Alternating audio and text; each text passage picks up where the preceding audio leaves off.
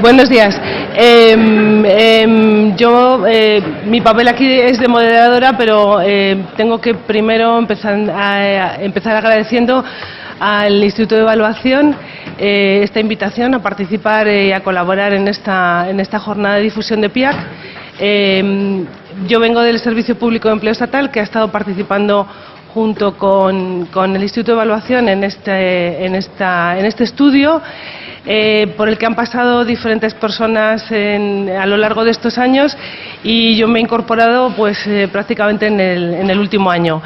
Estoy encantada de moderar esta mesa, que estoy entre un trabajo de investigación que tiene más que ver con el ámbito educativo y otro que tiene más que ver con el ámbito laboral, porque es un poco también mi situación personal de haber trabajado y de ser profesora y haber trabajado en el Ministerio de Educación y ahora mismo estar en el Servicio Público de Empleo Estatal. Solo con un comentario respecto a profesores. Yo, como profesora, recuerdo en una reunión en Estocolmo, cuando habían salido los datos de PISA, y se le preguntó al representante finlandés cuál era la razón de su éxito, y él, sin dudarlo, dijo el profesorado. El profesorado dice: es que los mejores alumnos quieren ser profesores, porque esa profesión tiene un gran prestigio social en Finlandia. Entonces, se cuida a esos alumnos, los mejores alumnos quieren ser profesores, y se les cuida desde esa formación inicial y luego toda la formación a lo largo de su profesión y a lo largo de la vida. Es un colectivo más dentro de todos esos trabajadores empleados, y concretamente en el sector público, la mayoría. Sin dilatarme más, porque tengo muy poquito tiempo, presento primero a Ricardo Mora. Él ha hecho un trabajo de investigación, igual que otros investigadores que componen este volumen 2 que nos presentaba al principio David, en el que se profundiza sobre aspectos concretos, trabajando con esa base de datos tan rica que proporciona PIAC. Ricardo Mora es profesor asociado en el Departamento de Economía de la Universidad Carlos III. Es doctor en Economía por la London School of Economics de la Universidad de Londres, máster, tiene un montón de trabajos e investigaciones, y desarrolla y aplica métodos empíricos en temas relacionados con la economía pública, la economía laboral y la economía agrícola. Tiene numerosas publicaciones en revistas internacionales como Journal of the European Economic Association o The Journal of Applied Econometrics, entre otras. El trabajo que hoy presenta en esta jornada, Dualidad laboral y déficit de formación ocupacional, evidencia sobre España con datos de PIAC, está realizado en colaboración con Antonio Cabrales y Juan José Dolado, y se estudia cómo la excesiva dualidad en el mercado laboral de nuestro país da lugar a una menor inversión por parte de las empresas en la formación ocupacional de los trabajadores con contratos temporales. En este trabajo, además, se encuentra evidencia de que una menor acumulación de capital humano específico tiene un impacto negativo sobre las capacidades cognitivas de este tipo de trabajadores en relación a aquellos que tienen contratos indefinidos. Esto así, un resumen, pero él nos lo va a contar mejor. Nos lo va a contar. Ya está. El detalle ya está. Y al final, yo creo que después de la exposición de Julio Carabaña, pues tendremos un tiempo para preguntas que serán muy interesantes, seguro. ¿Vale? Muchas gracias por la presentación. También quiero agradecer a los organizadores por darnos la oportunidad de presentar nuestro trabajo, que es un trabajo en coautoría con, como ha dicho mi compañera, Antonio Cabrales y Juan José Dolado, de la Universidad Carlos III de Madrid y de la UCL de Londres. Bueno, voy a intentar ser breve. Haré una pequeña motivación en la que tengo que hablar de lo que sabemos los que hacemos estudios empíricos en el mundo académico sobre la pregunta que queremos responder en este trabajo, sobre la que queremos iluminar un poco en ese trabajo. Creo que me voy a saltar la segunda parte del modelo matemático. Simplemente mencionaré un poco cuál es el objetivo de ese modelo. Iré directamente a los resultados para ver exactamente qué es lo que hemos encontrado en nuestro intento de ver una relación entre las dos variables de interés. Bueno, partimos de dos aspectos destacados de la economía española, que todo el mundo conoce, estoy seguro. En primer lugar, en la última fase de expansión, del periodo 95 al 2007, la productividad laboral ha sufrido una desaceleración en España que ha resultado simultánea a algo que es verdaderamente sorprendente, sobre todo en el contexto internacional en el que nos movemos, que es una disminución de la productividad total de los factores. Para los que no sabáis lo que es la productividad total de los factores, podéis entenderlo como mejoras de la producción, mejoras productivas, que afectan la productividad media de todos los factores de producción, pero que no se pueden adjudicar a uno de ellos en concreto. Es algo como la capacidad que tienen los factores de trabajar juntos. Eso ha ido mejorando en la mayor parte de los países en nuestro entorno y, sin embargo, en España, en este último periodo de fase expansiva, se ha reducido, lo cual es verdaderamente sorprendente y preocupante. Por otro lado, conocemos el mercado laboral español bastante bien y una de las características que hacen que destaque y que incluso aparezca en libros de texto de economía laboral es la dualidad respecto a la legislación de protección al empleo. En particular, la existencia de dos tipos de trabajadores muy marcada, que son trabajadores temporales y trabajadores con contrato indefinido o permanentes, voy a denominarlos yo a partir de ahora. Es un fenómeno que surge a mediados de los 80 por una reforma laboral que se produjo entonces. A mediados de los 90 ya habían alcanzado básicamente unos niveles estables, la proporción entre trabajadores temporales y trabajadores con contrato fijo. Aproximadamente un tercio de la población empleada lo estaba en contratos temporales. Con la llegada de la crisis a partir del 2008, obviamente los primeros que han perdido sus puestos de trabajo han tendido a ser trabajadores temporales y, por tanto, esa tasa de 30 y tantos % ha bajado, pero todavía tenemos una de las tasas, o probablemente la tasa más alta en los países de nuestro entorno. Todavía tenemos aproximadamente un 23% de trabajadores que tienen un contrato temporal. Entonces, ¿cuál es nuestro objetivo en este trabajo? ¿Cuál ha sido nuestro interés en este trabajo?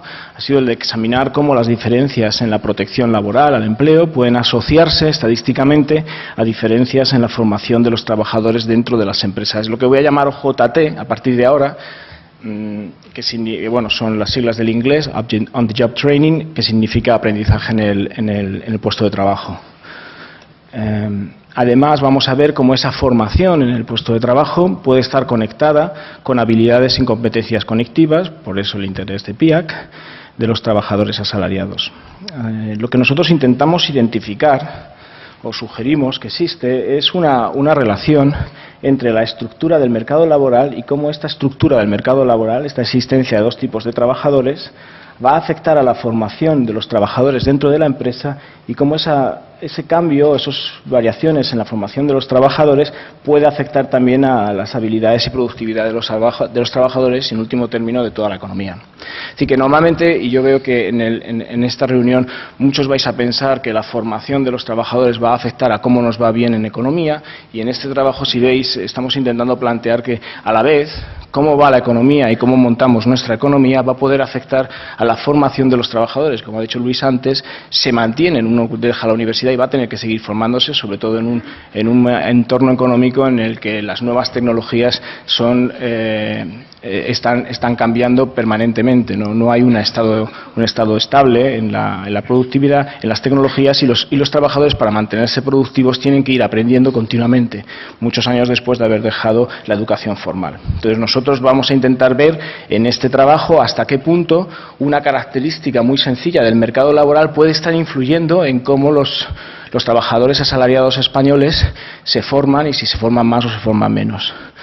No es una pregunta que se nos haya ocurrido a nosotros en absoluto, es una pregunta que ya ha tenido respuesta y que ha sido ya contestada con otros datos y con otros instrumentos metodológicos por bastantes economistas anteriormente. Yo he puesto aquí unos cuantos ejemplos. Hay evidencia empírica de que las empresas invierten menos en la formación de los trabajadores temporales. Hay evidencia empírica de que existe una relación negativa entre tasa de temporalidad y productividad laboral a nivel de empresa. Hay evidencia empírica de que existe una asociación negativa entre la precariedad contractual y el crecimiento de la productividad total de los factores a la que he mencionado antes. Y el último de los artículos que menciono es un artículo interesante. Se estudian las transiciones de empleo a desempleo y se observa que los trabajadores que tienen contratos indefinidos sufren pérdidas salariales mayores que aquellos que tienen contratos temporales. Y este es un interesante resultado que sugiere de nuevo que la formación de unos y otros es muy diferente. ¿Por qué? Porque los trabajadores que tienen contratos indefinidos, si reciben más formación, será formación específica de habilidades que se necesitan en esa empresa y que no va a poder utilizar en otras empresas. Esa formación y esas nuevas habilidades que uno adquiere específico, capital humano específico, como decimos los economistas, que adquieren esa empresa, no van a ser tan útiles fuera de esa empresa, y por eso cuando el trabajador con un contrato indefinido pierde el trabajo, resulta que sufre una caída salarial mayor que el trabajador temporal que no ha adquirido esas habilidades específicas de la empresa. Es decir, que el último trabajo del que os estoy mencionando, que es un trabajo reciente, proporciona evidencia empírica indirecta, pero muy sugerente acerca de la asimetría en la formación dentro de la empresa de trabajadores con contrato temporal y trabajadores con contrato fijo. Nosotros nos gusta ver mucho el otro trabajo que está ahora mismo, bueno, creo que está como documento de trabajo en la Universidad Carlos III, de dos colegas míos y Stuckey, otro economista. Ellos hacen dos cosas: presentan un modelo teórico en el que intentan ver unos canales por los cuales se podría producir esta relación entre tipo de contrato y formación dentro de la empresa, y luego hacen unos resultados. Voy a centrarme un poquito en el modelo teórico de este trabajo, o de la intuición de este modelo económico, para que todos entendáis qué es lo que los economistas están pensando cuando intentan descubrir estas relaciones entre las dos variables. Ellos parten de un modelo en el que los empresarios y los trabajadores tienen que interaccionar en un mercado de trabajo dual que es muy similar al mercado de trabajo laboral en España. Cada uno busca sus propios intereses y toman sus propias decisiones. Y ellos se encuentran como uno de los principales resultados de su modelo teórico es que el incremento de la dualidad, es decir, el incremento en particular en este modelo de las diferencias de los costes de despido, de las indemnizaciones cuando uno es despedido, entre contratos fijos y contratos temporales, el incremento de la dualidad en este sentido provoca una reducción en la tasa de conversión de temporales a indefinidos. El sistema como se queda congelado, y la gente que viene con contratos temporales deja de tener tantas oportunidades para volverse contratos indefinidos. Y a la vez, simultáneamente, en el equilibrio de las decisiones de los individuos, ellos encuentran que se produce a la vez una reducción en la inversión en formación de trabajadores temporales y una reducción en el esfuerzo mismo de estos trabajadores. Y entonces se produce una situación que nosotros en economía describimos de equilibrio, pero es un equilibrio con unos rasgos bastante negativos, y es que, bueno, se producen unas profecías autocumplidas. Las empresas deciden no invertir en los temporales porque ellos van a anticipar que los temporales van a saltar y que no van a hacer tanto esfuerzo para mejorar, y a la vez los temporales, buscando sus propios intereses, también van a decidir no esforzarse tanto, no mejorar sus productividades, porque saben y anticipan que las empresas los van a echar, más o menos. Bueno.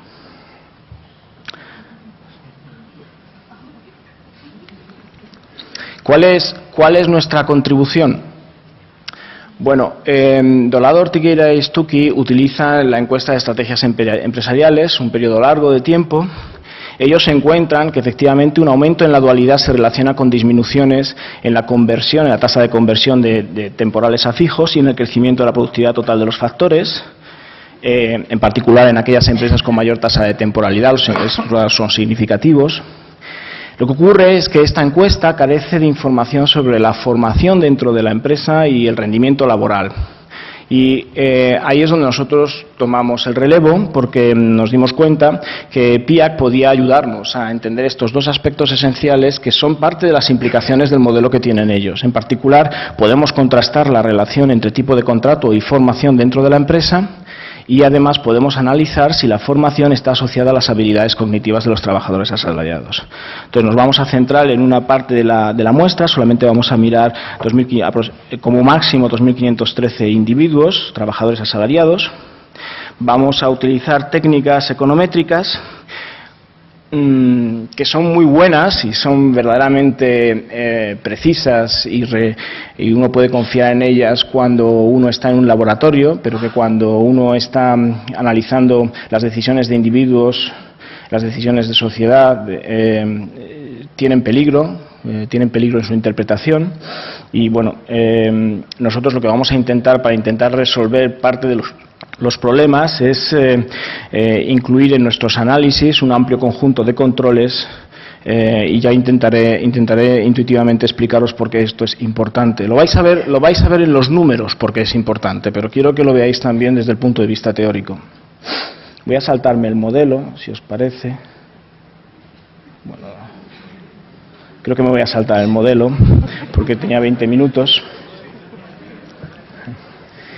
La idea fundamental, como os he dicho, es encontrar un vínculo entre el tipo de contrato y las habilidades cognitivas por un lado y también y sobre todo la formación dentro de las empresas. Entonces, la variable que me interesa ver cuáles son sus efectos, que nos interesaría ver cuáles son lo que origina, cómo afecta, es la que yo voy a llamar variable de tratamiento, que es el tener un contrato temporal. Una de mí es una variable artificial que tiene un valor 1 si el contrato del individuo que representa la observación es de duración determinada, con una agencia de empleo o en prácticas, y toma un valor 0 si no es así. Y las variables en las que quiero ver el efecto, que voy a llamar las variables dependientes, pues son varios tipos. Por un lado tengo una variable que me indica si el individuo en esos últimos 12 meses antes de la encuesta ha recibido formación dentro de la empresa, y voy a utilizar para analizar el efecto que tiene el contrato temporal sobre esta variable un modelo econométrico que se llama un PROBIT. También voy a mirar el número de actividades de formación que han tenido aquellos que han tenido formación, y voy a utilizar otro modelo econométrico. También vamos a mirar si los individuos perciben que necesitarían más formación dentro de la empresa. Y por último voy a mirar los indicadores, los índices de habilidades, tanto el de comprensión lectora como el de capacidad de cálculo. Desde aquí quiero que miréis simplemente. No se ve. ¿Se ve o no se ve? ¿Se ve?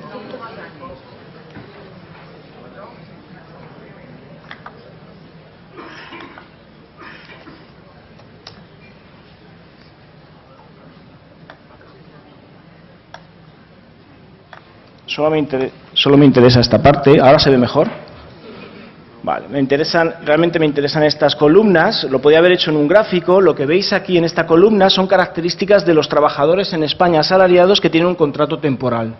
De todos ellos, son medias. Son características que describen su comportamiento o su actitud.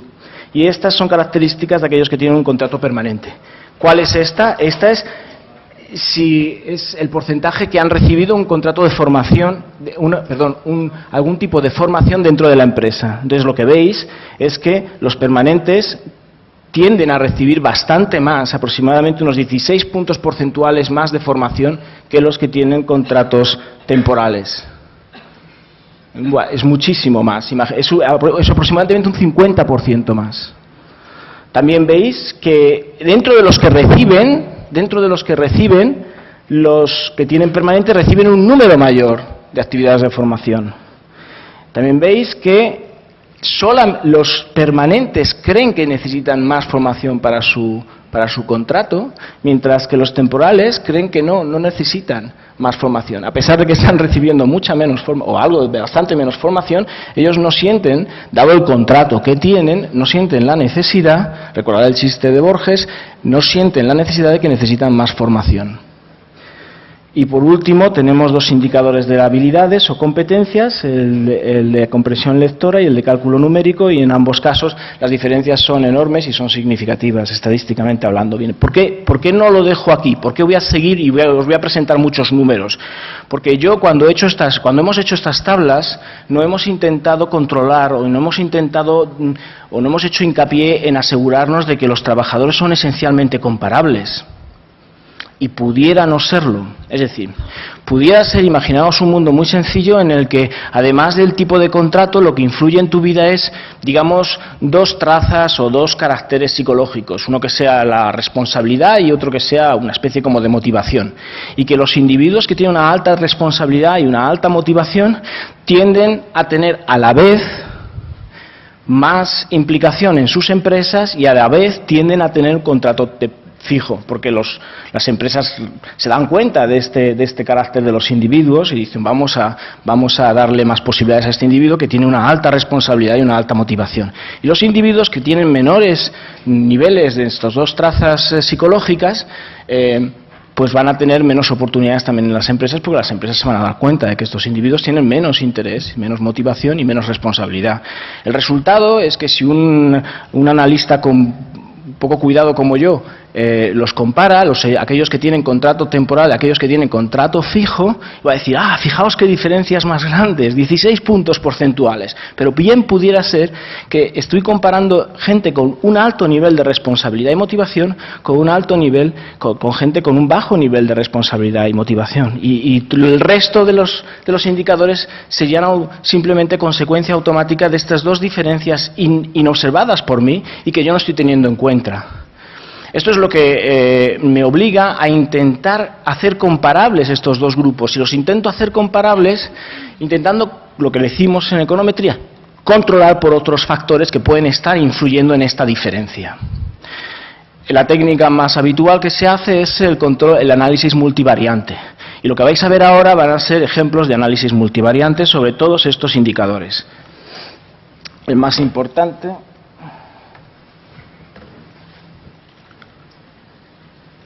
Bueno, ¿qué controles adicionales hacemos en este estudio? Características básicas del individuo. Vamos a intentar que las comparaciones sean por grupo de edad, por género, por nivel de educación, por estado civil, por número de hijos, si es un inmigrante o no es un inmigrante, por el nivel de educación de los padres. Los resultados que veáis no pueden estar, los resultados finales que os voy a presentar, no pueden estar originados por diferencias en estas características. También vamos a hacer las comparaciones para cada nivel de ocupación a 2 dígitos y para dentro de cada nivel de industria a 1 dígito. Tampoco, algunos de los resultados que vais a ver, tampoco van a ser, también van a ser robustos a hacer la comparación por estos niveles. Y finalmente, que es una característica del PIA que es muy interesante, también hay unas preguntas sobre el grado de motivación del individuo y hemos introducido también un control de motivación, que indica que un individuo, cuando se le ha preguntado si está dispuesto, si se siente identificado en gran medida o en muy gran medida con el aprendizaje de ciertas nuevas capacidades, varias nuevas capacidades, él lo ha dicho que sí, que se siente identificado de esa forma. Entonces, los individuos que ellos han autoseleccionado como muy motivados. El resultado más importante de nuestro trabajo probablemente es este.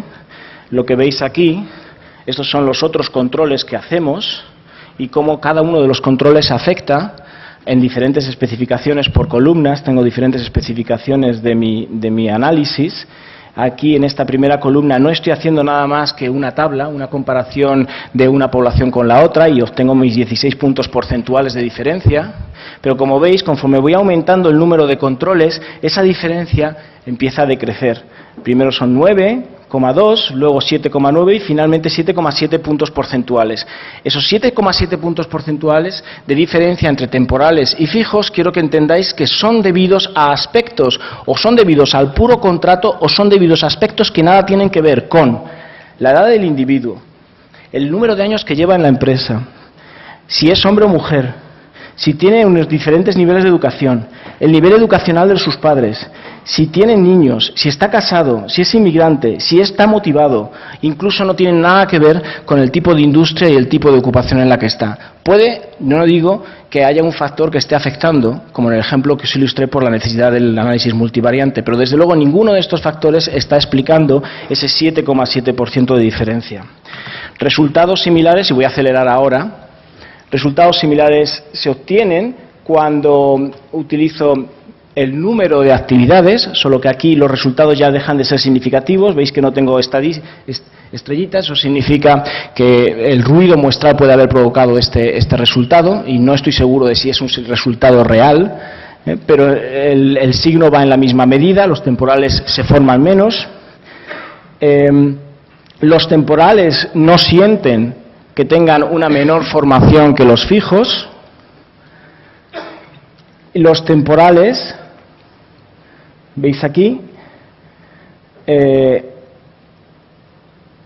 Perdón, lo que quiero ver aquí en esta regresión es si aquellos que reciben formación, ya sé que los temporales reciben menos que los fijos, pero quiero ver si aquellos que reciben formación tienen un resultado, esta mayor formación en las empresas en su habilidad lingüística, literal, de capacidad lectora, y lo que observo es que se obtiene significatividad y resultado como es el esperado de la formación, pero no en las especificaciones más sencillas, pero no es tan claro cuando ya introduzco factores como la motivación o la ocupación y la industria. Sin embargo, en la capacidad numérica sí que obtengo significatividad, es decir, que si me tenéis que preguntar exactamente qué es lo que estoy entendiendo, diría, me parece poco probable que haya algo más allá de lo que hemos controlado que esté provocando que los temporales tienen menos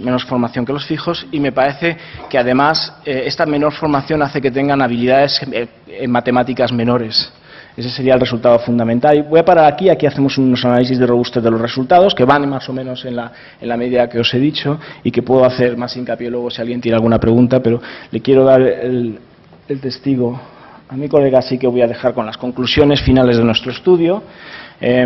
Para el trabajador medio con un contrato temporal, con un contrato permanente, cambiar de contrato está asociado con una reducción de la probabilidad de recibir formación dentro de la empresa de un 18%, es decir, pierden 8 puntos, hay un 8% de estos individuos que van a dejar de ser formados, cuando en media en la población se forman dentro de la empresa un 44%. Simplemente por el hecho de cambiar está asociado, cambia y nosotros encontramos esta asociación negativa.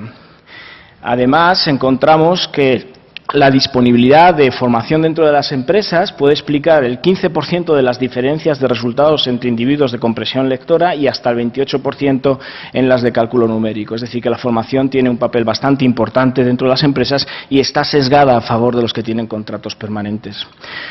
Yo he intentado dejar claro durante toda la presentación, no queremos hacer interpretaciones causales, pero la verdad es que la evidencia sugiere que existe un mecanismo. Eso es todo. Muchas gracias.